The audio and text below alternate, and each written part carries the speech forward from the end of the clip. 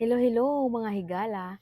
So spoken poetry na punta. Requested by Von Juno Solima, akong kaubanan sa una, ug karon nag-eskwela para madoktor na. Diskarte o diploma? Asa ang imuha? Kasagaran sa mga batan-on karon, diskarte ang ilang pilion. Maunang ang uban dili magtarong pa eskwelahon, kay nag-una-una na pagpili sa uyab, bisyo ug kaminyoon. Dili man tanan, pero maoy akong obserbasyon. Ang mga ginikanan muna-muna nagpaningkamot para sa mga anak ilang mga pangandoy makabot. Unya ra ba kung gamay ra ang balon magbagot-bot, tapos sa klase o mga activity dili ibutang sa buot.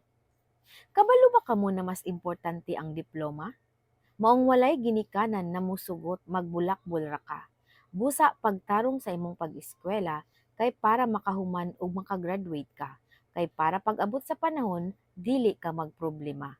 Kay bisan gani ang uban nakahuman na, mobalik paghihapon og enroll og pag-eskwela.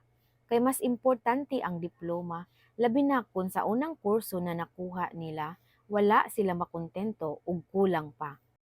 Pero kung atong timbang-timbangon, dapat duha ang atong pilion. Kay kalisod mag-apply og trabaho karon. Kung magsalig ra ka sa diploma pero walay diskarte himuon. Bisan gani ako na isa ka maestra, kulang ang sweldo o magkautang-utang pa. Maunang magkauban jud ang duha, diskarte og diploma. Kay dili pud ta makahuman og eskwela kung wala ang utok og diskarte gamita. So dinhi na lang ta kutob kay ako matulog na pud basta atong pilion ang duha ug tagaag importansya, diskarte og diploma. Until sa sunod, salamat sa panonood.